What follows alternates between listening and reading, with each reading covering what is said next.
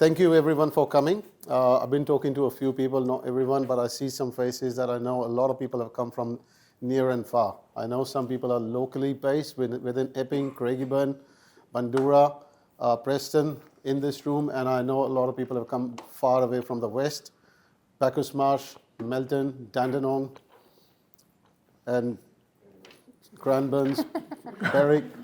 Thank you for making it here today. The whole purpose of NDIS Unpacked events, in addition to the coffee catch-ups, evening networkings, lunch and learns, what we are doing is to share the knowledge firsthand from the people already in the industry. People who are looking at a lot of different perspectives in NDIS sector with the changing regulations, how things are progressing, how you as service providers and people not here can benefit with all those changes and what's changed. Get to know more about change, at the same time learn something firsthand from the people who otherwise it's not easy to get. Let me start by acknowledging, it's a bit slow, sorry. Let me start by acknowledging the Aboriginals, the Torres Strait Islander people as the traditional custodians of the land, sea and sky throughout Australia. We pay our respects to elders past, present and emerging. We recognize their continuing connection to land, waters and the community. We honor their cultures and traditions. NDIS Unpacked. I've been talking to James about sharing all this knowledge with the people in person in a room like this, what we have today, over quite a few months. And then we came together with an idea about NDIS Unpacked, about demystifying the mysteries behind the regulations and changing scenario and the landscape within the NDIS sector. Therefore, NDIS Unpacked. With the recent changes that happened with the NDIS regulations, so many new documents, so many new regulations have come into effect from last few months, in the last 3 months, 6 months. Things that are coming into effect from the 1st of July and what we are already looking forward to that NDIS is working on, which will come to the fore in the next few months again. One of the things that we are focusing on is what's changing in NDIS.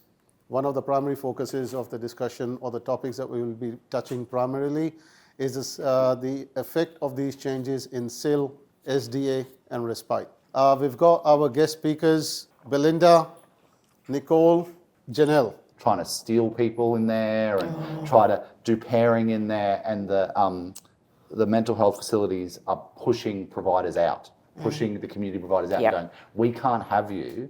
And I know workers that are brilliant workers that work with those participants that because of infighting within it's not even infighting, it's just trying to help each other out a little bit, and then the confusion, you end up with really good workers and really good providers being pushed out of that setting.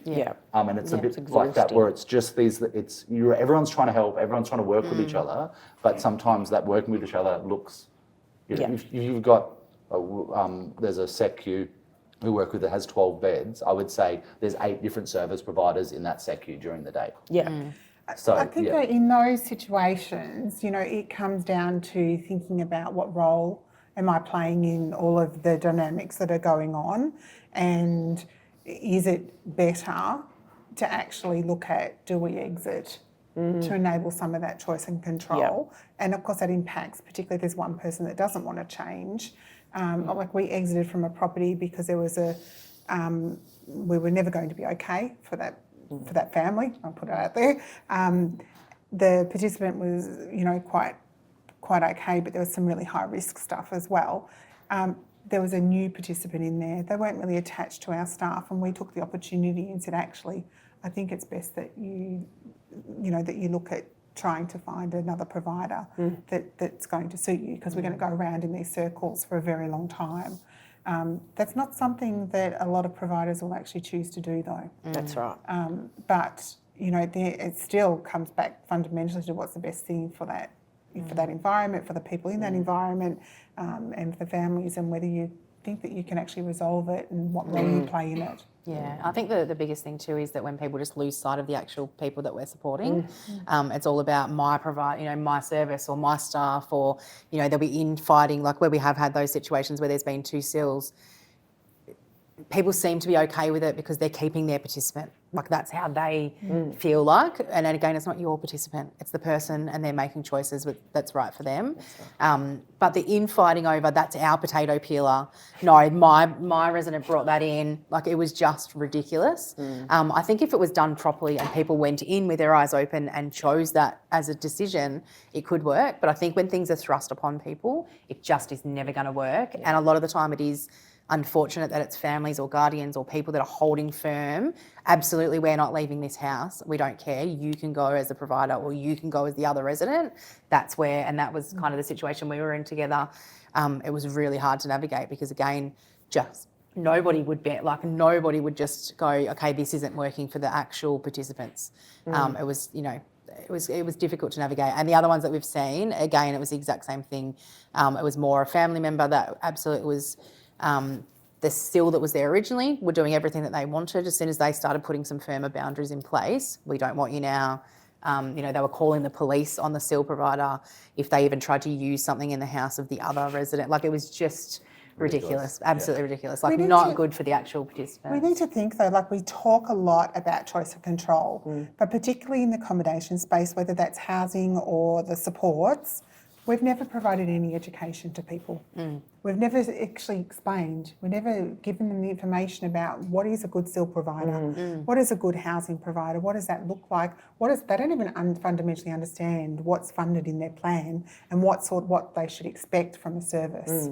So if I have participants with me and they think that the grass is greener on the other side of the fence, I'm actually okay with that.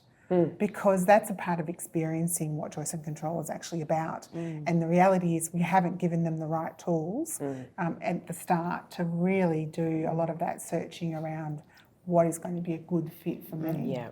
And no real framework. It's like, here's all of the choice, all of the control, all of the funding, work it out, but then we're going to smack you on the hand every time you do it wrong. And like it's that kind of... We've just been doing some education sessions for families, basically because they're getting the same marketing from everybody. And how do you get through that minefield to really know and be confident in making one of the most important decisions you can? Because the reality is when people move in, they don't often move out.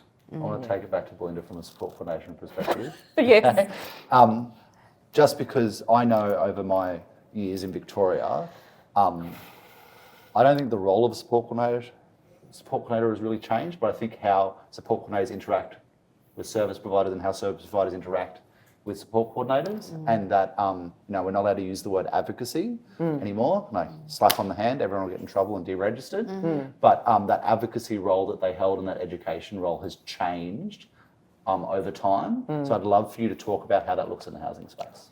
I guess I just want to first say one of the things that excited me about the NDIS when it started was the difference between SDA and SIL and giving the person with a disability the right to complain, because prior to that you're living in a department house and they're providing the dwelling but also the supports, but I'm going to complain about my staff that then I could be victimised. And so when people say to me, oh my God, NDIS is saying we've got to separate, I'm like, oh my God, that was 10 years ago when it first came out. This is not new. This is not revolutionary. This is exactly what the premise was. And my team of staff, I reckon, want to knock my head every time I mention it now, because it's like a mantra for me, like it's got to be separate. And the times that we haven't separated it, and most recently we have a situation where somebody's being held hostage by the SIL provider because they're challenging the person doesn't have the right to, doesn't have the skills to be able to communicate his wants and his needs, but in actual fact he does, but they're blocking us going in. So I just want to park that because that's what I'm dealing with. When it comes to support coordination, I want to say from the get-go, one of the things that I loved about it was I'd spent so much time doing case management with other people, which was, case management's just forever, and support coordination isn't. We should really be doing ourselves out of a job if we do it well. But I had to learn over the 10 years, many of staff coming in that are trained in qualifications to others with no experience, and it dawned on me, because I'm a slow learner, about year 5, that you know what, I actually now need to start training my staff to the standard that I think is how I deliver it. And 10 years on, I have 20 support coordinators, 4 regional managers. And the things that I've taught and trained, they're now doing that, and I'm sort of away from that. However, our conversations around accommodation are quite robust because we are looking at the individual, looking at the person. Back in the day when we first started, I had no idea as a support coordinator what accommodation meant, and it used to make me cry because I was not used to not knowing what to do. And I'm like, well, I've got a deep dive, and started the process and being able to look at what makes a good provider. What do we look for as support coordinators? And to be honest, we now have a list of people that we will not go to for SIL or SDA. We rely on relationships and giving the information to the families, and not to advocate, but to educate in a way that they're going to be able to understand that. And that may be over 3 months, it could be over 2 years. You know, we have somebody in one of Junelle's properties, and it took us 5 years to work with this family to get them to move out of a very big agency that nearly killed him a number of times due to their neglect. And it was only after the last incident they said to Taylor, who's here, and myself, we're done. We want you to find somebody who is going to look after our son properly. And so we started looking, and then I had mentioned to James, and then James had mentioned Junelle, and then we went out and did our due diligence with the family, and over time they made that decision to move. But that was a 5-year process of educating families. And I see the role of support coordination in this space is having the expertise and understanding who the market is and talking to their colleagues, making those networks like we do here, and really checking them out and making sure that we're giving the right information. And that's something that we really heavily invest in the training, because that can be, and no word of a lie, I'm sorry, a life and death situation sometimes. And I think the more, I guess, unfortunately, but the more somebody isn't able to communicate verbally, I think that places them more at risk of making sure that you have an even better provider in place, because they're relying on you for everything within their life every day, where somebody who is really a great advocate for themselves and what have you, are able to pick those providers. And sometimes it turns to shit and it's just the way it is, but you learn from that. It's not about shaming and going, you can't make it. It's about saying, you know what? If I move into a house with somebody and I don't like the person I'm sharing the house with, and they're up every night blaring music and smoking bongs or whatever, then I also have the choice to leave, and that person does as well. We invest very heavily in that networking and collaboration and work. On this panel, we've all mentioned that we've had interactions with each other. Yeah. But what I also want to premise is that the percentage of interaction, which is business, to our core businesses, in theory, like she has one participant with Junelle, okay? I have no participants with Junelle, okay? Zero, I don't think we've Zero. No, now we do. And in theory, she's high fears, I'm like forensic psych, okay? Nicole, So I've true. worked with for 4 years, with Nicole. I'm a business partner with Nicole in a business. None of our homes have her as an SDA provider. And that's not because we've never made that decision. It's because even though we have really strong relationships as people, those relationships don't matter when it comes to formal arrangements for our participants. Very true. All of our conversations, like if I have a participant that's got a heavy psychiatric illness and is in a wheelchair, and I need to know about a physical care component that my team doesn't know about, I will call Junelle. If I need to understand there is something in a plan, there is some change to the NDIS, where they put in a new clause, a section this or a section that, I will call Belinda, because Belinda understands that. But I have no participants that sit with Belinda. We've tried multiple times to have participants together, but they either love us and hate them, or hate them and love us. Did you see how I spun that around where they always love us? Yeah. But We always get blamed in sport on coordination. this panel, we have very little interaction with each other, but we have a lot of interaction with each other within a collaborative way that's not always about the participants we co-support. It's about supporting our sector. I want to take us back to like the modern day for two reasons. One, there's food sitting at the back, which is really modern in the moment. And two, I want to kind of wrap it up so we can go to some questions. So I want to go to this modern setting that we're sitting in at the moment, and the current setting and the kind of trials and tribulations of, we're talking about the changes that are coming in July, and that's really around financial. I've seen a lot of people talking about how their participants are worried about it, but I feel like that's more driven by business owners than participants, to tell you the truth. I think that if a business owner is saying my participants are worried about this, they're bullshitting you. It's just content for content's sake, in theory, because it's a very business owner, it's a financial thing. It's not really changing people's plans. But I want to come into the current SIL and SDA sector we have, and kind of have a mismatched conversation around the fact that we have oversupply of houses in different places. We have an oversupply of providers, and within that oversupply of providers, we have people living individually that are at group settings. We have changes to price guides, and why those price guides changes might be there. Is that because we're trying to push?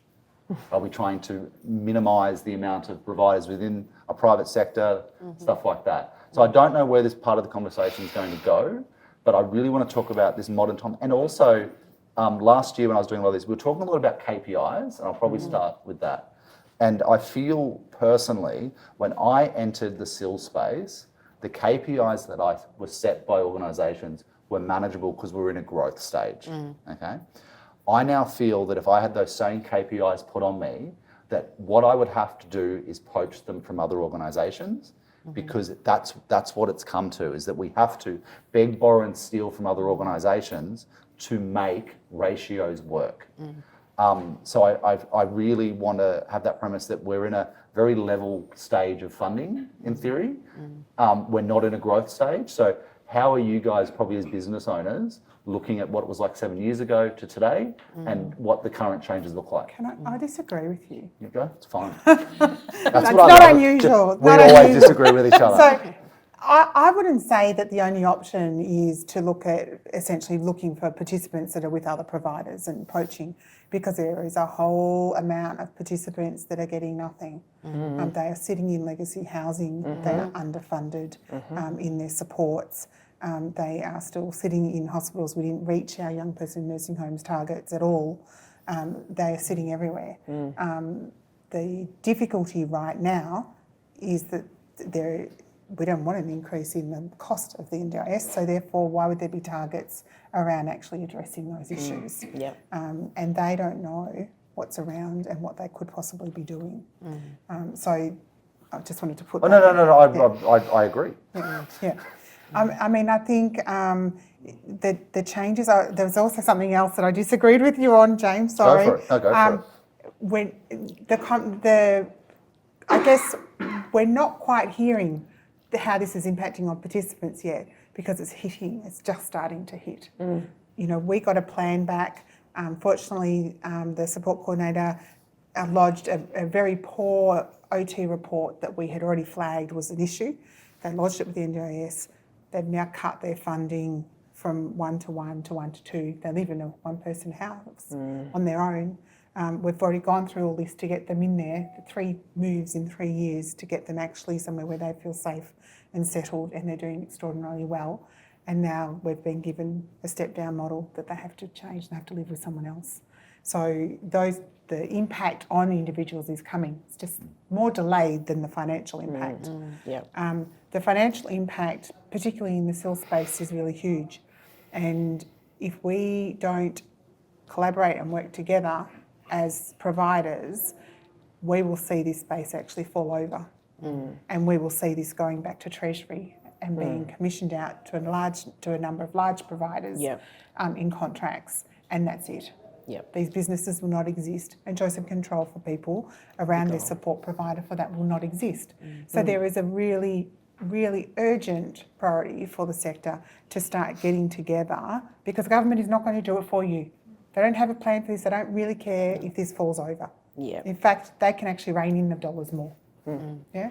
So there's a real strong imperative right now for us to go, all right, what are these key points? How do we actually sit down together and work through it? One, so that the vacancies that are there can be filled. I mean, I don't know if people have seen me on LinkedIn. I've recently been saying we need to stop putting people who've got 1 to 3 funding in a house on their own to start with. Yeah, absolutely. We need to really look at the resources that we currently have within the sector and make that actually working and functioning and sustainable before we look at other things. Now, what we're experiencing is it might be a CP provider and they've chosen, I've seen the funding, I'll take this person and we'll do their SIL. So then they're ringing around all the housing providers. I know they've got a SIL provider, that's who they've chosen. But that individual most likely has not actually even looked at other providers. They're not actually, nor have they actually grilled that provider, the CP provider, around their experience and knowledge in delivering supports in an extremely complex space with lots of compliance. Yep. So, there needs to be some hard conversations, and I hope that some of those are starting to happen at a local level, because if they're not, the pathway forward for here does not look very positive. In my consulting role, I've worked with a lot of new NDIS providers where it's been started by a nurse that worked in rehab and has decided to start an NDIS provider. And the biggest problem that providers had is nothing around the level of care or the level of accuracy they want to give that participant. It's around the understanding of business and how funding works and stuff like that. And that's where they fall over. I cannot floor the level of care of these people that have started these organisations, but they don't understand how the business component works. Yep, that's right. And that's what ends up falling over for the participant, is they don't have that all-round knowledge that's necessary. It's a tough time when you have people very well respected in this area that ring you and go, how are things going? And you have an honest conversation about how tough it is, and they go, damn, if you're really struggling, then we're in a lot of trouble. Yeah.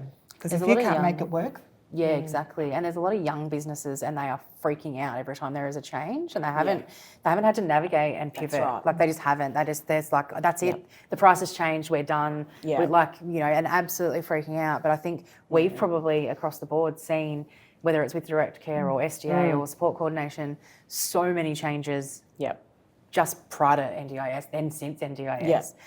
Legislation changes, like we can't collaborate, we can't go to you and say, hey Junelle, here's a house, let's fill it together. Can't do that anymore.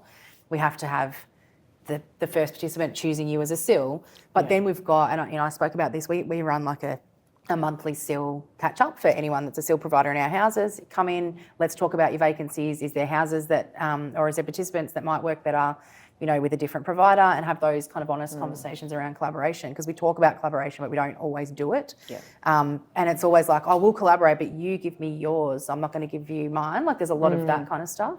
But one thing that I spoke about a couple of months ago was around the change in marketing that I've seen over that period of time.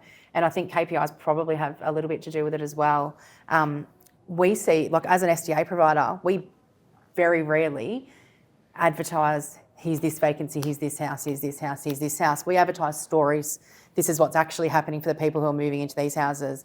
Here's this person that we've been able to support to purchase their own house as a person with a disability, using Appendix H to live with their partner. That's the stories we share. But we're seeing SIL providers on the flip side who actually, that's the stories they should be sharing. We've got these 10 houses with these 2 vacancies in each, and it's just flyers upon flyers of all these vacancies. And we're saying that you aren't the housing provider. So you're just going out almost misrepresenting to the to the actual people who need your supports, that you are the housing provider and the supports.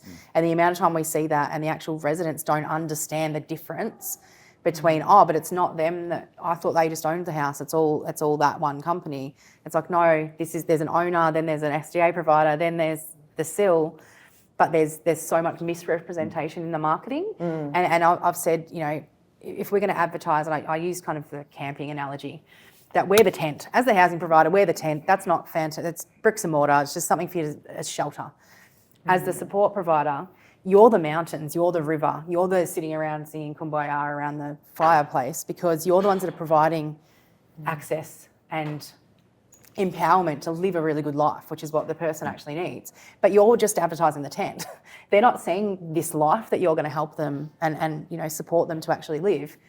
And if you guys are showing, like as a SIL, if the SILs are just showing the tent, but we're showing, hey, look at this amazing life, and then they're coming to us and they're not knowing who to choose because they're like, but there's these houses and there's 50 of them in the same estate.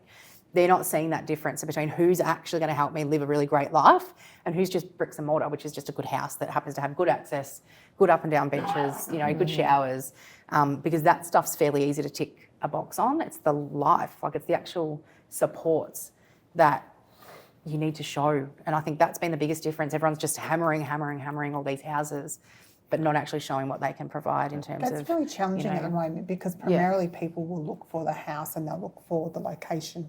The supports come last. Whereas in situations that are not very nice right now with other providers and they're umming and ahhing around location, and I start talking to them, well, what will life be like differently? You know, what does that mean to keep your current community but be a little bit further away? Because if home is good, everything else should be much better. But it's not where you are now. From a B to B perspective, I quite often find it really interesting because someone will say, we have a vacancy, and I'll be like, cool, send me the information on the other participant, because if we have a participant that we're not servicing or has come to us, we're quite happy, and they'll send me a flyer on the house. On the house, yeah. And for me, I'm from a supports perspective, I know what houses look like. I've seen them all. I've got pages and pages of floor plans. And when that person just sends me a flyer around the house, which has no relevance to the person that's living in it that I'm trying to pair them with, like, and if I have to spoon feed them and go, well, is it a girl in the house? Do they want to live with a male? Like, what's this baseline information? I just give up on collaborating with them because, in theory, I'm having to do all this work, and straight away I go, does this provider understand participants? Straight away I go, well, are they going to be a good provider if they don't understand that I'm asking to see what the pairing would be like, not how many bathrooms it has, not how close it is to a shopping centre, because all of that, from my perspective, these houses, you know, there's suburbs with 20, 30 houses that are empty. I want to know that the person they're living with might be appropriate before I send that referral, because if I just send that referral based on the house, they're going to make it look like it's appropriate, and that might not be a long-term situation for that person, and that really kind of frustrates me. But if you're focusing on the supports, then you can have the conversation with them around whether there's something that's suitable. Personally, I don't like putting out, you know, I know it's all de-identified and everything, but the people we support are not our advertising, they're not our... You know, I'm more talking like someone emails me and goes, I have 10 houses with one person, and I'm like, cool, let me know what those houses are, and if I come across someone, you know, meet them here, and then it's an email, and they send me 10 flyers, and I'm like, that doesn't tell me, and they're all the same floor plan, and they're all in the same street. That doesn't matter. I think Bobby's trying to wrap us up a little bit. Sorry, I've got a question. Yeah, we're going to go to questions anyway, so go. That's kind of spiked in my head when Junelle said about the grass being being greener on the other side and being okay with it. I'm a very strong believer about being okay with seeing the grass much greener on the other side. But along the similar lines, from there on, from previous and after that particular mention, what we've been discussing about is what a lot of service providers need to be aware of. But how can they really achieve those goals, achieve those targets of making those contributions to people's lives, navigating the changing structure in the NDIS, specifically within the SIL, with the new regulations and the housing components and the line items changing, the more restrictions and the changes with SDAs and the new developments where they're going towards in the next 6 months, which we can certainly understand and reason with in starting now to the next 6 months. A lot of different providers will be lost in the journey. So how can they really grasp that information, make peace with it, work together on that collaboration, like James put in one of the examples of sending out the right information. Then there was another one about looking at the house and pairing the people with the right sort of participants who are there, or the new participants who are entering into an empty house. But how else, from your perspectives, would you suggest that the people that we are in the room and the people outside what can they do or what direction they need to be looking at on making it actually happen? Some practical resolutions which they can utilize in practice in day-to-day operations. I think in relation to understanding legislative change and how that works and how that's going to be implemented into a business, like we've got something coming up in a couple of weeks, is like a CEO and directors dinner, in theory, and that's because those people need to understand legislative change, but they have very little contact with each other in this current industry. But if I go to Junelle and go, I don't understand this, if I have a good relationship with her, she goes, it's this, it's this, it's this. And that's how it's going to be. That's how I'm implementing it. And then you can stand aside to it. Because sometimes when information is given to you in a forum from the NDIS, it's just in gobbledygook. And you don't understand it. And so sometimes having high level relationships within business, not business development relationships, higher level relationships is actually what's going to help you understand what that is, because it has a practicality to it. It's not just the legislation. It's not only that, but I mean, I'd have to say, you know, throughout my career, the relationships and contacts that I've made throughout my career, I can ring up someone I haven't spoken to for 2 years and ask them a question. And you know, over time you realise how valuable it is that you can have those relationships, because that's actually what keeps you afloat. Or you can ring up and have a big whinge about everything is pretty stuffed. You know, you've got the capacity to do that, because sometimes in your own business you're just so in your own head and the issues that are presenting right in front of you as well, and so you can get a bit more perspective. I was going to say, I actually think it's interesting for me watching what's going on with the Minister having aged care, health and disability, right? For me, so I look at it from that perspective and then I break it down into the business and how that is going to work for us. So James said before about, you know, we've started Allied Health. Well, Allied Health has started. We've been registered for a while. I waited 2 years for the person to come on to be the manager. He's with us now. So I've been very patient around who I'm choosing. However, I see that I'm positioning myself in a way that I actually think in time that there's going to be an amalgamation of the three. And what worries me about that is disability. And when we started deinstitutionalising, it was about moving away from the medical model.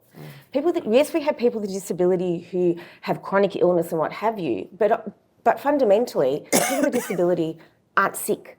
And I'm nervous, as somebody who is very much a believer in where we've come from, that that's going to be lost again. But I see business, and including you, as allied health is always going to be needed across all of those areas.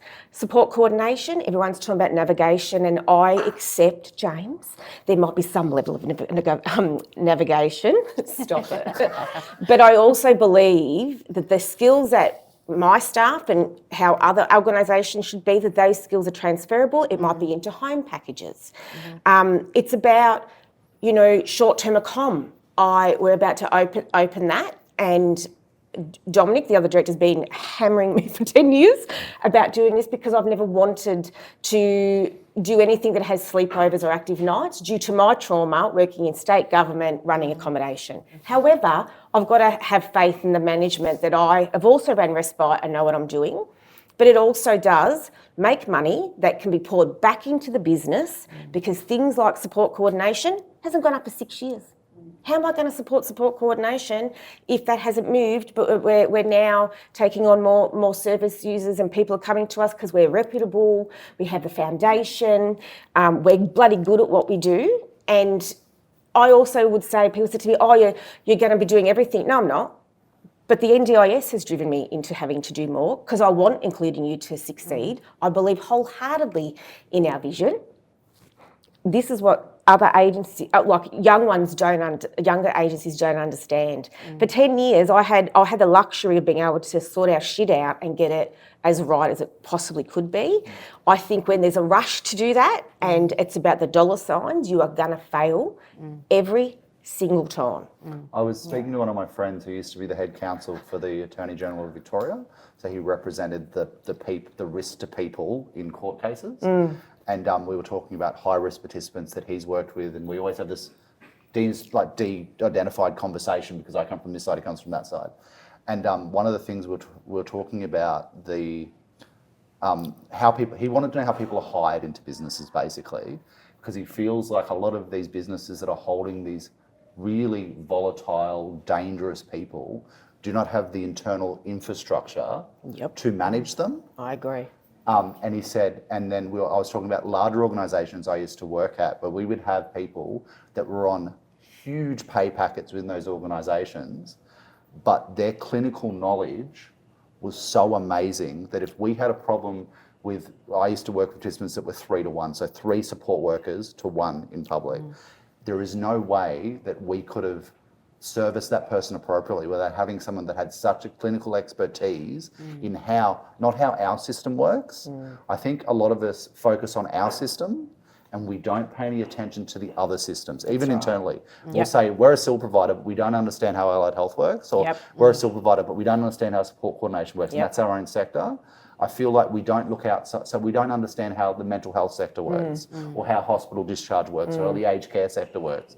And they're actually just as important as our sector. Yeah, absolutely. And also within our business, we have to have people that understand different sectors so that as a group, we can give the best support to people. So some of these smaller organisations and medium-sized organisations, when they hire, they're not hiring based on the knowledge of that person, and they go, oh, look, if I drop $20,000, $30,000, I can get this person. But what they don't realise is that person that's worth that little bit extra money has such an amazing clinical knowledge that they're going to keep your participants safe within a very big system that is bigger than us. Yeah. The reality is that there's way too many providers, and there has been since the scheme started, and there's always been a push that it's unwieldy. It's unwieldy for them to manage. It's unwieldy for the NDIS to manage.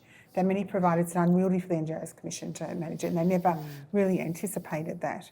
If we just look at, I think I did a diagram once just around one house with 3 participants in it. We have to deal with 24 different professionals for that person. And we don't get paid any money to do that, really. If we look at they break down our funding, there's 24 different people. Whether those people actually work together for their participant they're supporting, sometimes they are and sometimes they're not.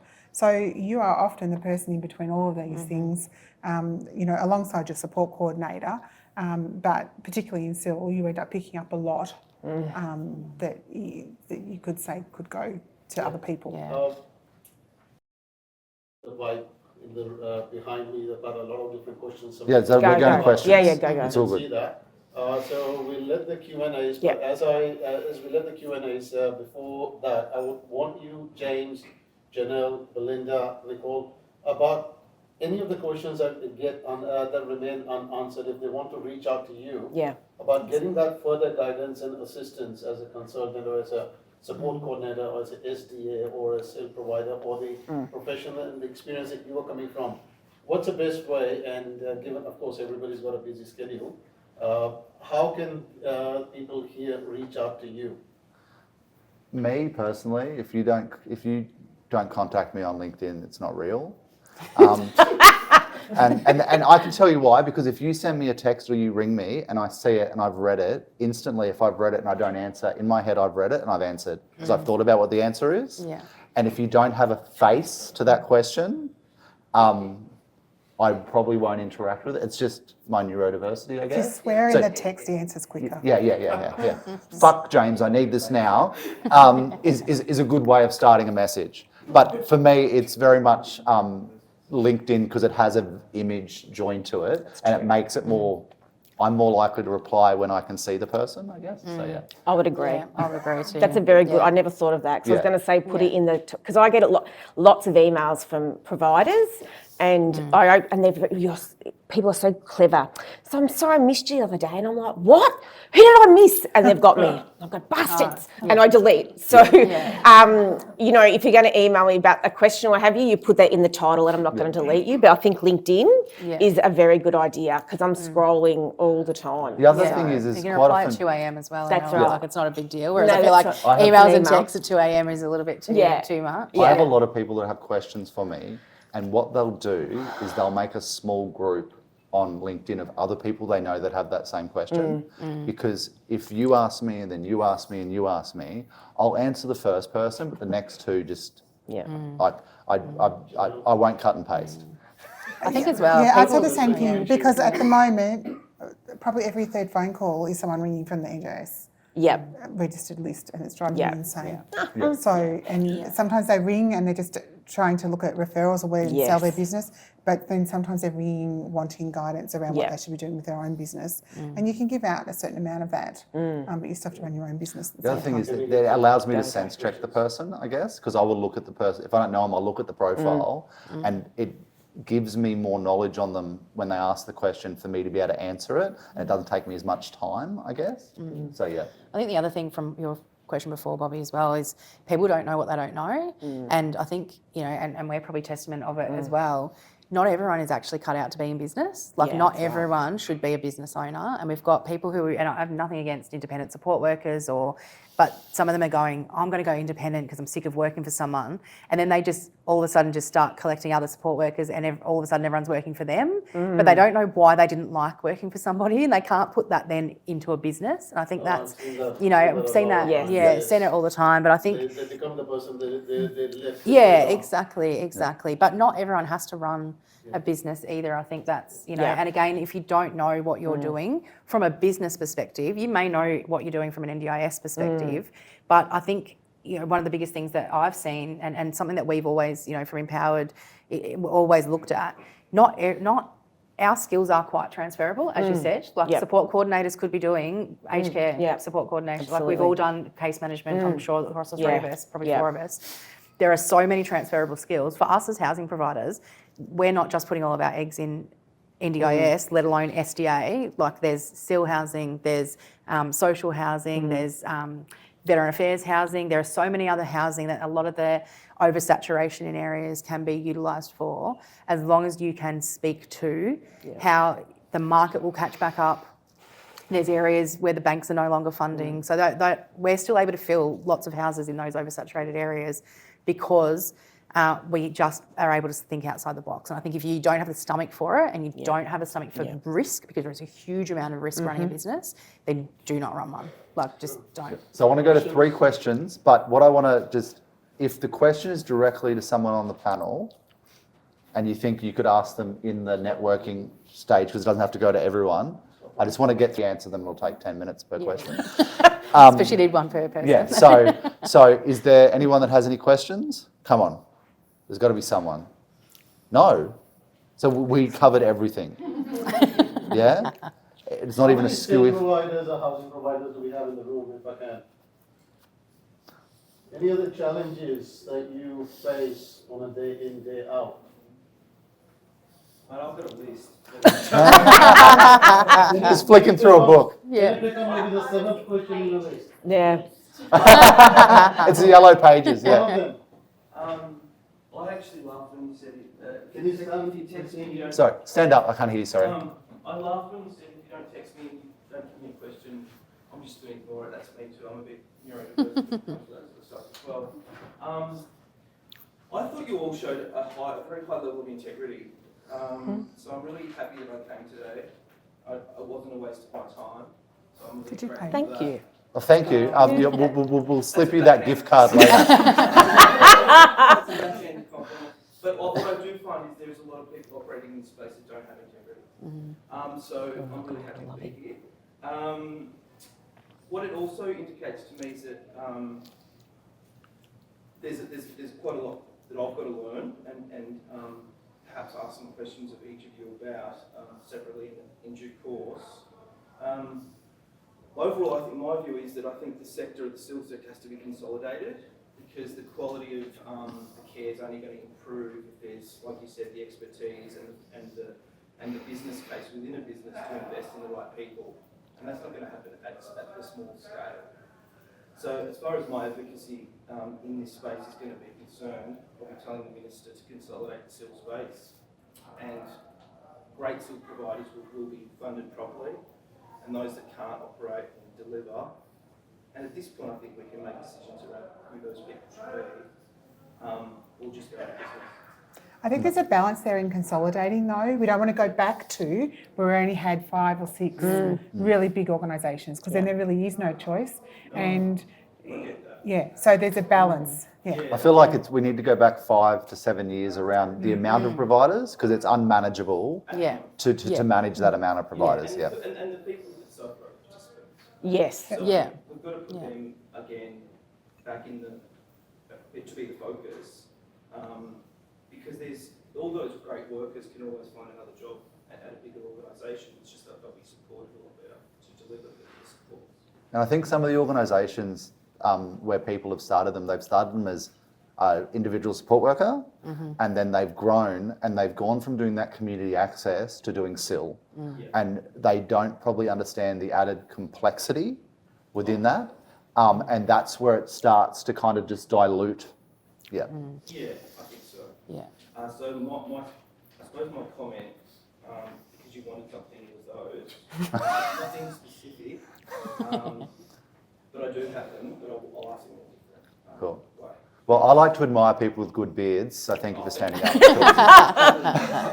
Is there any other question or comment? Anyone else maybe who's wanting to get into SIL or SDA and has got some burning question? Expanding into SIL or housing, maybe you've got a... I reckon they might have taken out of it that it might not be a good idea, to tell you the truth. Yeah, go. Yeah, Amber, go. That's fine, Amber. It's fine. If you want to wheel yourself, if you want to wheel yourself forward so everyone can hear you, I wouldn't have made that joke. Truthfully. I think it would have been fun. Look, I just want to say, I've really enjoyed the topics we've been discussing today, but I think when we're going out to the SIL providers, we just have to take into account it's a really scary space at the moment. And the NDIS is coming out with a lot of rules, a lot of legislations, a lot of this is how they're doing it, but we've got to be mindful of right now, the NDIS is not meeting their own legislative requirements. That's right. So as a SIL provider, the most important thing is that our participants and SDA providers get the funding they deserve and that meets their disability needs. And that is where, when we talk about collaboration, when we talk about how do you improve the space, you have to work to gather the data needed, you have to get the evidence, you have to support the clinicians and the support coordinators, you have to be able to paint a picture of what this person's day-to-day life is and how. If we don't tell the NDIS in a way that they understand, anyone in the sector has seen time and time again reports that say require full assistance. Yes. That means nothing to the NDIS. Yeah. So in the provider space, it is our job to gather the evidence to support a person getting the funding they actually need. And it's about not going, I'm just going to ask for this anyway, not. I personally worked in the NDIS, and in the last year and a half to 2 years, I never came across one plan or one plan participant who wanted less or the same. Everyone wanted more. Yeah. So in order to improve the service, in order to make NDIS more accountable, because right now they're not actually accountable for what they're doing. It's our job to make sure we paint the picture. A SIL provider, an SDA provider, a service provider, you are there on the ground every day. You know these people. You've got to make sure you get that information across in a way that clinicians genuinely understand, because the clinicians understand the NDIS stuff. I know when I was originally in SIL, I would read every single functional assessment and give feedback to the therapist and say, I've read five assessments and there's no continuity between this. So please don't submit this, because it's going to be a waste of everybody's time and this person's going to have to wait a long time. And they'd go, because the therapists aren't reading individual assessments between them. So we did a lot of work and I was in business development. I was not in a service delivery role, but it was extremely important for me to do that, because otherwise those participants were not going to get the adequate SIL, they were not going to be paired appropriately. So there's a level of knowledge that we need in other parts of our businesses as well. I was going to say the other thing that I think is important in this space is that we need to acknowledge that, agencies, SIL, SDA, we have a level of power and control.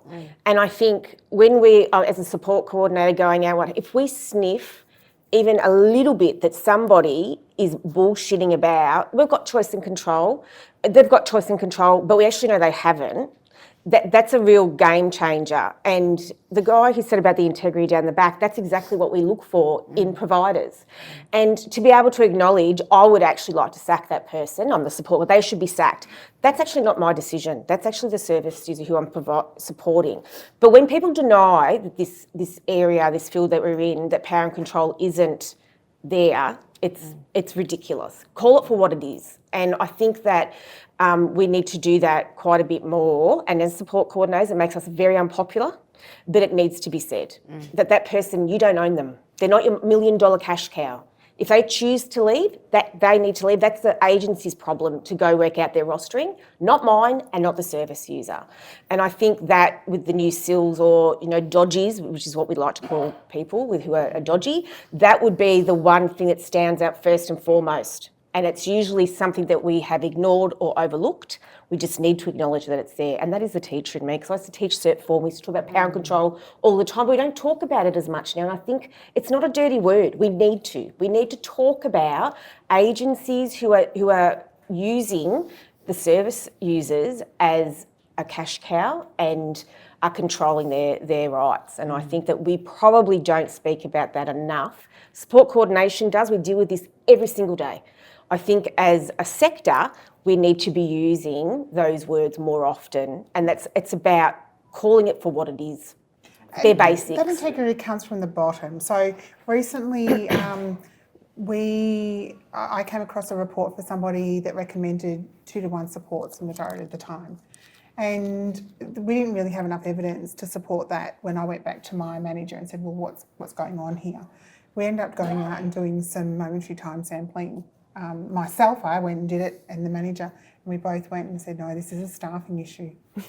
These staff need a good kick up the arse. Absolutely. That's the issue. This is a performance issue with the staff. There's not more. And we're seeing the same thing even with SDA. So a lot of SDA has gone from being like a 3-participant house, and then the sector again and the actual residents and participants were saying, we just want to live with one other person, we don't want to live with two. So everyone out, and now all the houses are 2-to-1, but everyone's still getting 1-to-3 funding. And we've said all the time, we don't have to take that as an answer. If you legitimately just want to live with one other person, you can go to, say, Greg Barry from SDA Services and fight some of that. But if it is just because that house happens to have only 2 rooms, it's not because you want to only live with one other or because there's evidence to show that you only want to live with other, that's not a reason to go back and fight. So I think that doesn't justify that you get additional support funding. Yeah. Because exactly. your supports are actually the same.